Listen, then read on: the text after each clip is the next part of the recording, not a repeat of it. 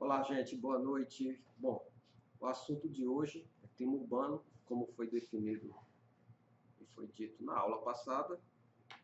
Vamos começar a inserir nesse tópico que é de extrema importância para a climatologia geográfica e para a geografia de um modo geral. Porque quando falamos de clima urbano, obviamente que estamos falando de clima dentro das cidades. E a cidade é a grande expressão geográfica da atualidade e a sua importância espacial, demográfica, socioeconômica e cultural vem aumentando a cada ano, que mostra um mundo cada vez mais urbano, de modo que este processo de urbanização também poderá afetar variáveis naturais, variáveis e elementos naturais, como, por exemplo, o clima. Tanto é que as cidades concentram, atualmente, metade da população. E no Brasil, as estatísticas afirmam que a população é majoritariamente urbana, representando 84,4% da população do país, segundo os dados do IBGE de 2011. E são nos espaços urbanos, em especial nas médias cidades e nas metrópoles localizadas nos países não desenvolvidos, que se manifestam de modo mais agudo os problemas de ordem ambiental, entre eles aqueles relacionados ao clima. A esta conjuntura agrega-se os problemas de natureza sanitária, serviços de saúde, emprego, renda, moradias e equipamentos de consumo coletivos que agravam ainda mais a qualidade de vida da população. Nesse sentido, o clima constitui-se em uma das dimensões do ambiente urbano e a sua alteração promove impactos também nessa conjuntura, sobre a saúde, sobre o conforto, sobre as atividades dos cidadãos, atividades do cotidiano. E a climatologia urbana se firma como área de conhecimento, uma área de saber, de destaque na compreensão dessa problemática. E os seus estudos têm ofertado importantes contribuições à atenuação de problemas socioambientais urbanos como estes citados. Dessa forma, o estudo dos climas das cidades se apresenta como campo de investigação fundamental para o espaço de gestão urbana, para a gestão do espaço urbano e, por conseguinte, das melhorias da qualidade de vida da população.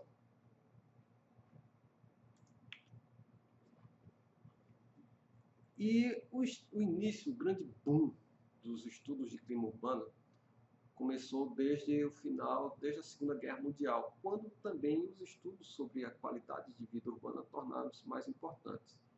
A cidade passou a ser considerada como um ecossistema, obviamente diferente dos ecossistemas naturais, claro, pois se trata de um meio tecnificado, adaptado às necessidades das espécies humanas, e não às espécies vegetais ou animais. E entendendo o ecossistema urbano, entendo como ele pode ser considerado como um conjunto de elementos, processos e inter-relações de tipo físico, químico e biológico, característico do meio urbano. Nesta relação, o clima, os fluxos de energia, os ciclos de nutrientes e sua estrutura espacial e biológica diferem sensivelmente dos ecossistemas naturais. Então, dentro do ecossistema urbano, nós temos uma diferença considerável, sensível, entre os fluxos de energia que irão impactar também no clima.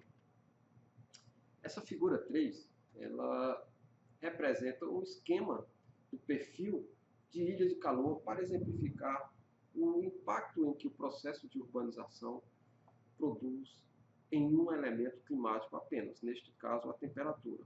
Eu tenho uma representação de uma temperatura durante o período da tarde para a zona rural, comercial, residencial urbana e a suburbana.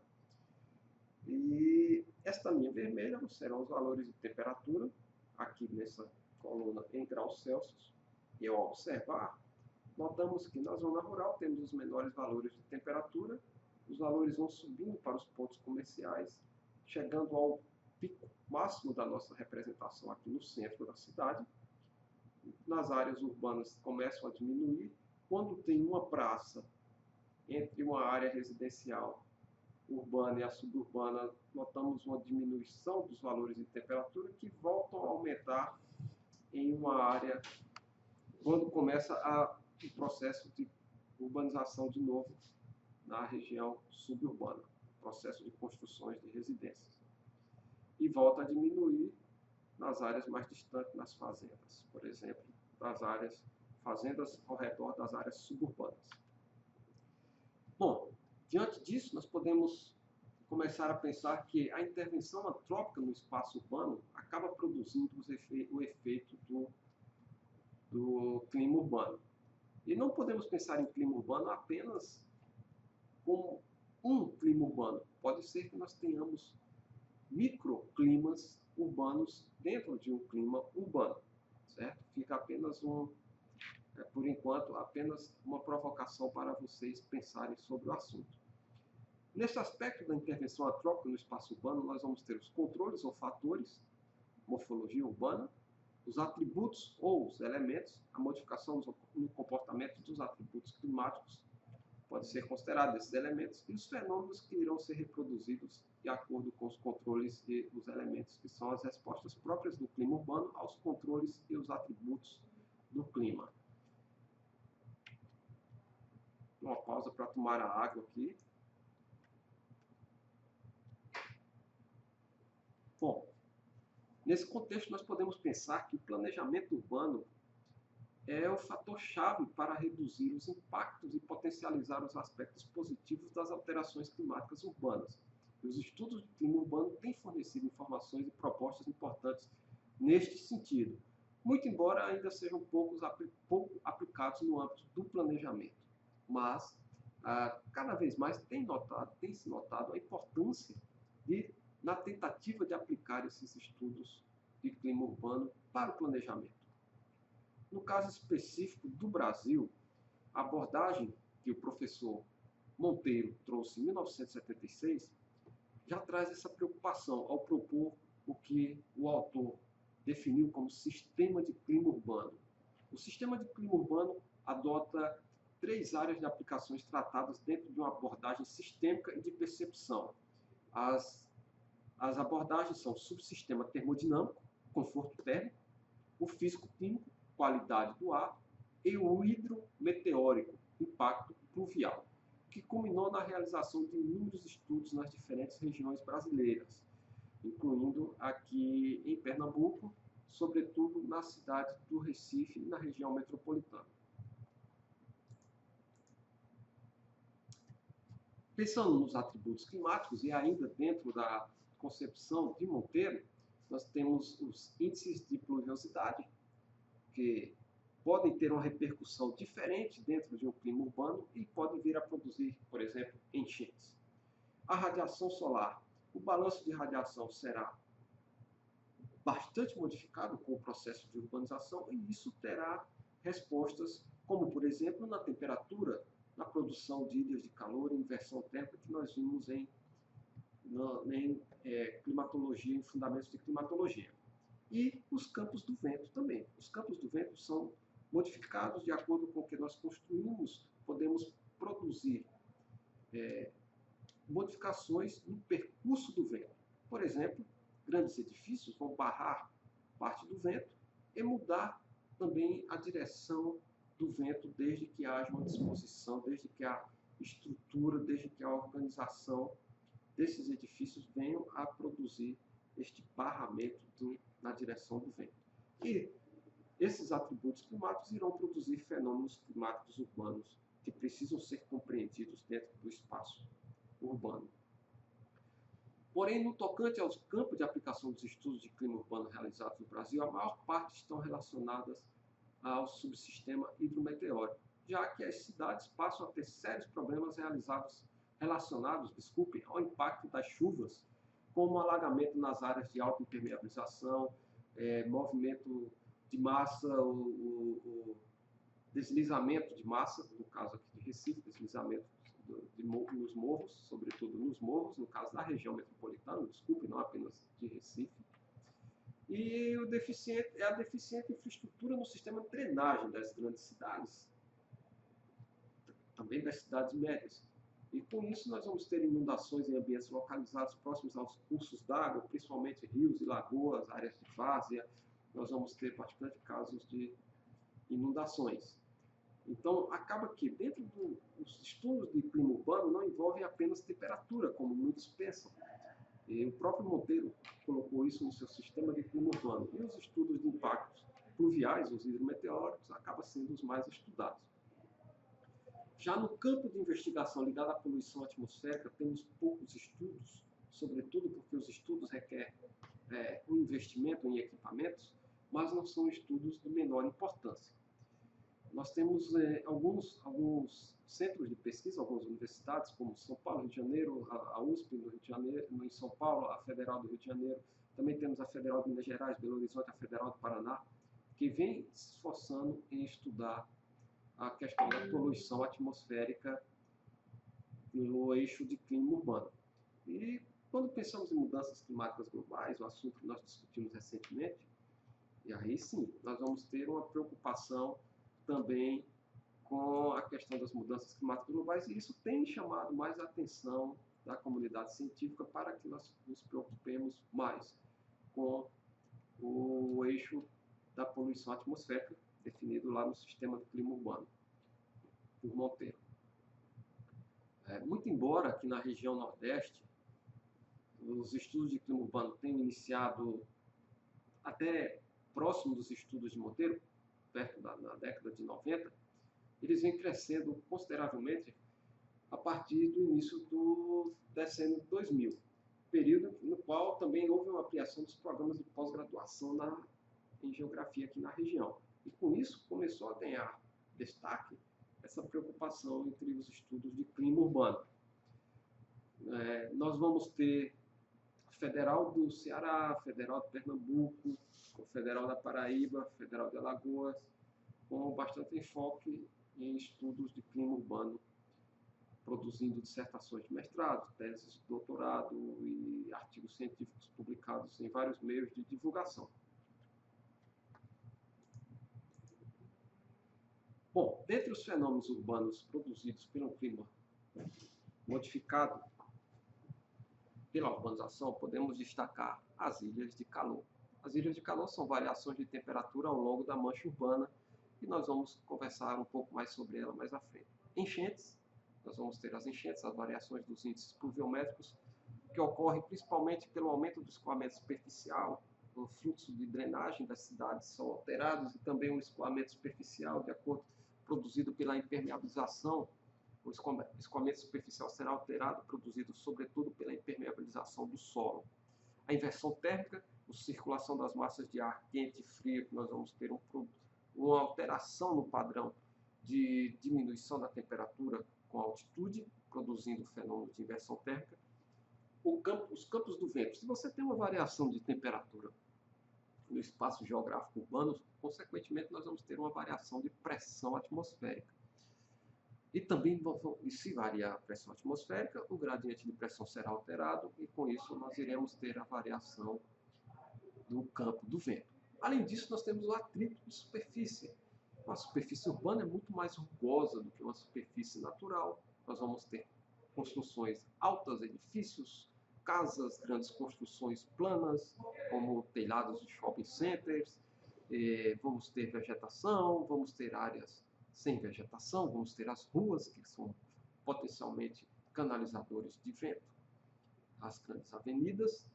Então, isso vai influenciar o atrito, vai influenciar a velocidade do vento. O balanço de radiação, sem dúvida nenhuma, ele é bem alterado. Nós vamos ver um pouco sobre balanço de radiação, já vimos um pouco de balanço de radiação quando estudamos albedo. Eu sugiro que vocês deem uma lida mais sobre albedo, sobretudo porque é de extrema importância para os estudos ambientais e também muito utilizado na geoprocessamento, certo? Nas geotecnologias. Então vamos ter acúmulo de energia em alguns lugares com albedo modificado, a variação de temperatura consequente do acúmulo de energia. A chuva ácida também é algo que pode ser observado nos fenômenos urbanos. Nós podemos ter, devido à concentração de poluentes em algumas localidades, a produção de chuvas ácidas. Aqui em Recife nós não temos tanto registro de chuva ácida, mas tivemos um episódio interessante há 4 anos atrás, devido às queimadas dos canaviais, e foi observado um aumento, uma ocorrência de chuva ácida em localidades próximas a queimadas de canaviais. Então nem era no centro urbano, não era nenhum grande centro urbano, mas observaram a ocorrência de chuvas ácidas nessas regiões. Mas também é algo pouco estudado. De repente vamos encontrar algumas evidências, onde é que nós vamos ver impactos das chuvas ácidas em estátuas, em monumentos históricos que de repente começam a se degradar mais rapidamente. Pode ser devido às chuvas ácidas que nós não observamos. Não temos que imaginar uma chuva ácida como algo extremamente prejudicial, que vai acabar derretendo o nosso corpo. Claro, isso seria uma chuva extremamente ácida, certo, gente? Não é dessa maneira. Bom, vejam como nós temos uma alteração significativa no balanço de radiação que vem a produzir uma ilha de calor. Albedo, o índice de reflexão do corpo, que vai variar de 0 no corpo negro a 1 espelho, por exemplo, também o espelho, certo? Com grande grau de refletividade, então nós temos o índice variando de 0 a 1. Aqui nós temos uma situação de floresta, uma representação de uma situação de floresta, uma área vegetada, e aqui sobre a cidade. Vamos ter a mesma quantidade de radiação solar chegando. Mas no caso de uma área vegetada, 25% dessa radiação solar é refletida. No caso de uma cidade, 5% apenas é refletido. Então vamos ter um acúmulo de 20%. O acúmulo, 20% desse valor que poderia ser refletido na vegetação ficou acumulado sobre a superfície. E isso vai afetar os valores de temperatura, certo?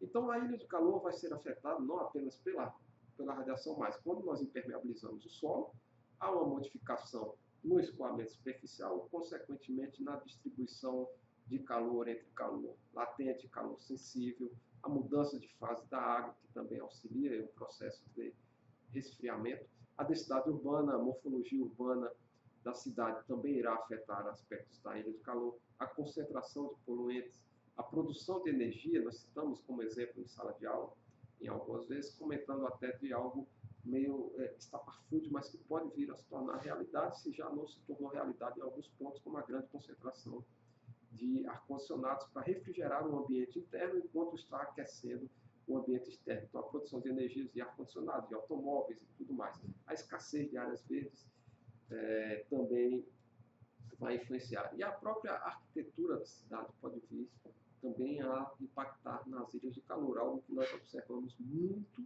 aqui em Recife.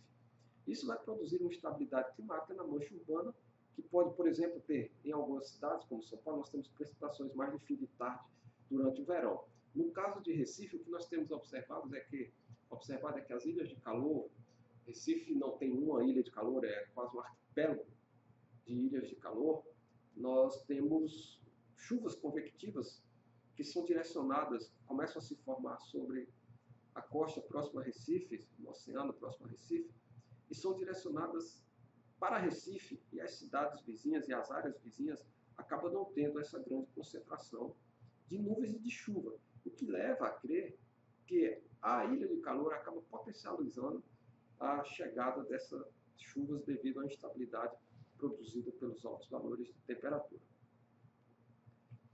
O nome ilha de calor dá-se pelo fato de uma cidade apresentar em seu centro uma taxa de calor mais elevada, enquanto na sua vizinhança a taxa de calor é mais normal para os padrões dentro da cidade.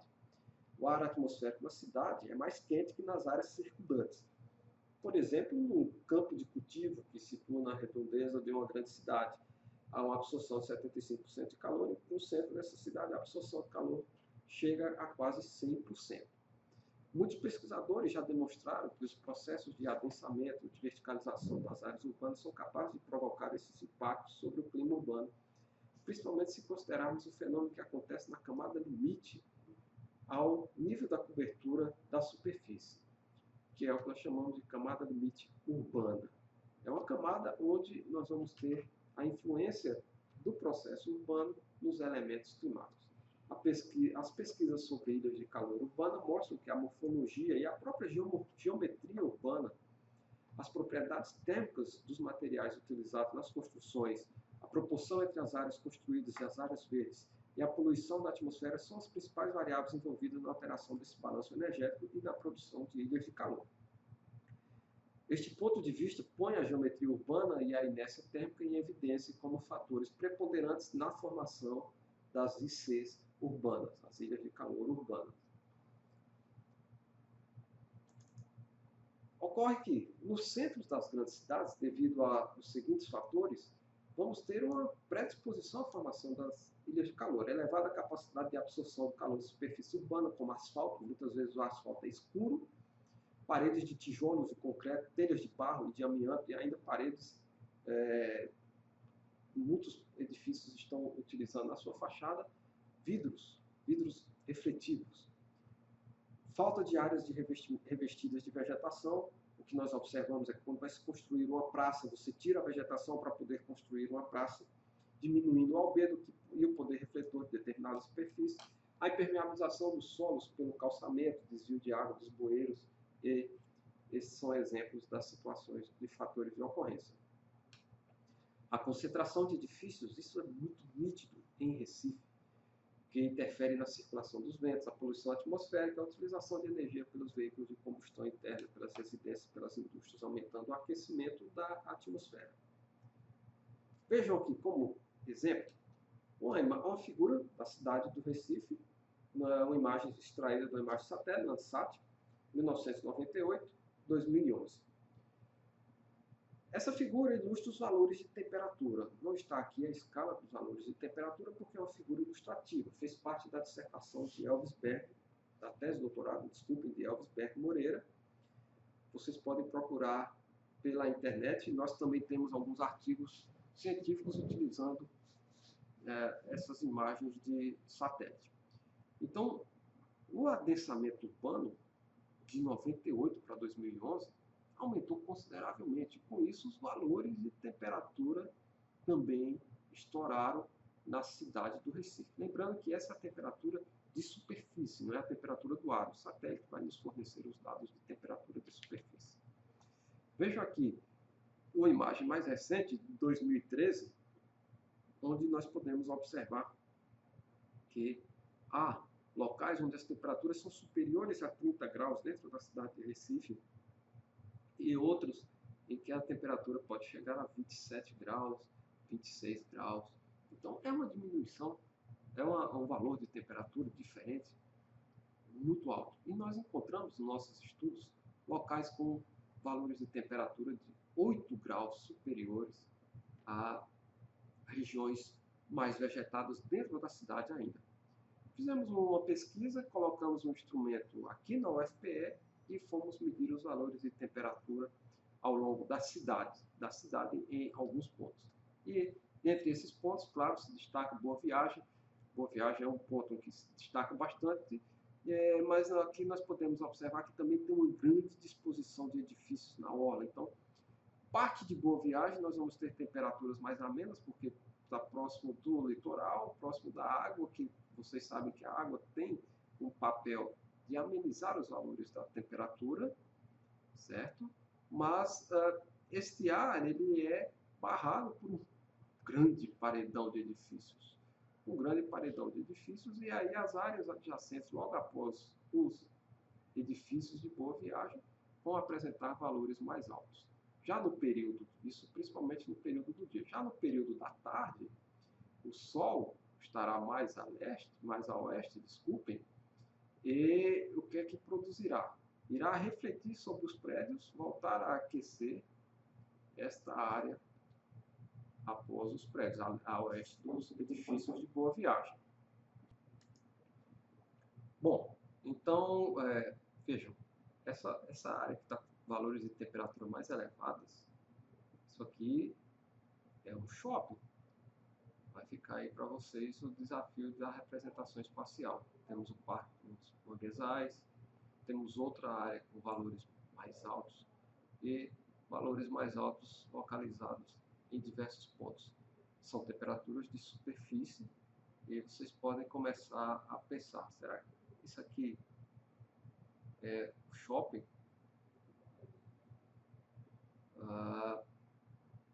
Não. É o sítio do aeroporto. É o aeroporto. Isso aqui não é o shopping, desculpe. Não é o shopping, vai ser o sítio do aeroporto. Com valores muito altos, devido à refletividade. Bom, é isso. Fica o assunto de clima urbano para que vocês estudem um pouco mais, sobretudo o grupo que vai apresentar o trabalho para a gente. Até logo. Sim, para os alunos que pediram para aparecer meu rosto sorrindo, pronto, aqui vai o sorriso para vocês. Pronto, acabou o sorriso, viu? Até logo.